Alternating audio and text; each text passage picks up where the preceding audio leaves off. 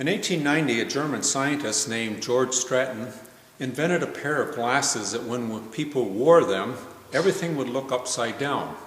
He tried them himself first for a few days, and it took a while for him to adjust to it because everything naturally was upside down. But he found that his brain, in a few days, became accustomed to it. And so he could look at the world all around him upside down, but it looked perfectly right side up because his brain adjusted it to it. I think the Beatitudes, in summary, are really a summary of Jesus' teaching, which, if taken seriously and understood, have a way of turning upside down all that which we used to think was right in our thinking. It's upside down thinking according to the world. Blessed are the peacemakers, for they shall inherit the earth. Blessed are those who are pure in heart, for they shall see God. Blessed are those who are poor in spirit, for they will inherit the earth. Mahatma Gandhi said that the Beatitudes, in his opinion, were one of the greatest manifestos ever written for nonviolent action, nonviolent living. He was so taken up with that whole concept of truth force, soul force, that he used that sense of invulnerability to persuade, nonviolently, his whole country to go back to independence from the British back in around 1948. Martin Luther King was also so influenced by the thinking of Mahatma Gandhi, that he sought to use those same principles of the Beatitudes used by Mahatma Gandhi, that center invulnerable force in us as people and all people, where we can speak the truth to those around us in love without violent resistance. And it was powerful. It freed millions of people of color in our own country from some of the indignities that they were existing with for so many hundreds of years.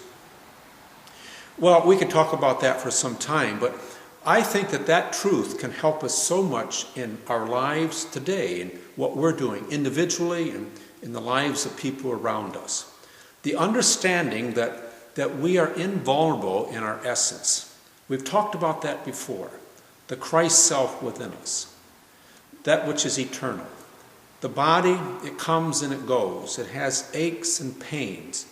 But there's something within us that has no opposites, no right or wrong. It just is. It's everything. It's all. And when we can identify with that, it comes out in practice in ways that can be so helpful for people around us, as well as our own sense of well-being. We learn little by little to become what I call more peaceful, a sense of sharing our vulnerability because we know that eternally we are invulnerable anyway.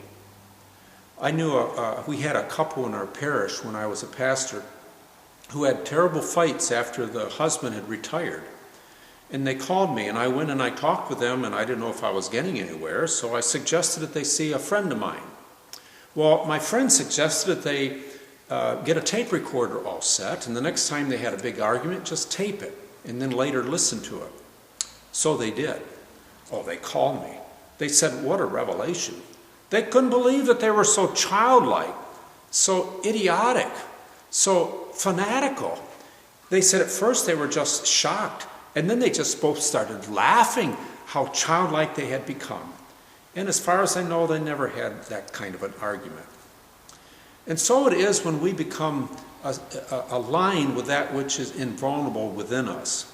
We gradually begin to lose some of our, what I like to call, childlike defensiveness.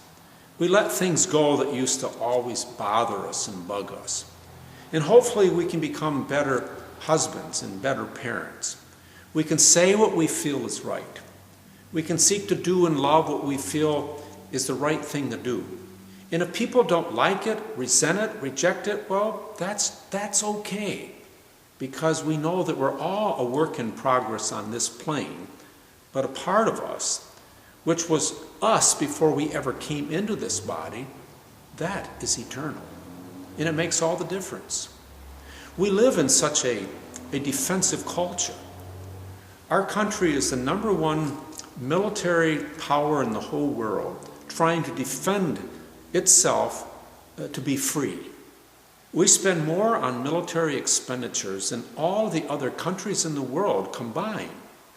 Our closest competitor is China, with over twice the population, maybe almost 3 times, that spends about 6 or 7% compared to what we do to save ourselves and in a sense to perhaps save the world. A few weeks ago, my wife and I heard Greg Mortensen, who is a young man who was raised in a mission home in Kenya, Africa, building a hospital. And he went to Pakistan back in the 90s and got lost on a mountain climb, saved by some people in a village. And since then, he has built over 140 schools in some of those most remote areas of Pakistan and Afghanistan.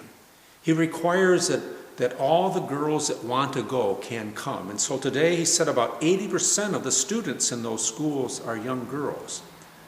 Girls that reach an educational level of 8th grade and become mothers do not allow their children to go on suicide missions. Women who attain an 8th grade education in that culture average about 2 children per marriage, where the normal one is 8 to 10. It makes a vast difference. Someone in the audience asked, well, what would you recommend for our military, which is trying to defend and establish freedom there? Well, he didn't want to get drawn into that kind of lively debate, but he simply said, give me the price of 1 drone and I could probably build about 200 schools staffed with teachers for about 5 years. Well, one can read, the conclusion to that argument or that statement. We're so defensive as a country, always afraid somebody will attack us again. And somebody may, but it's not the end of who we are. It's not the end of who we are as God's children, ever. It can also be applied to our churches.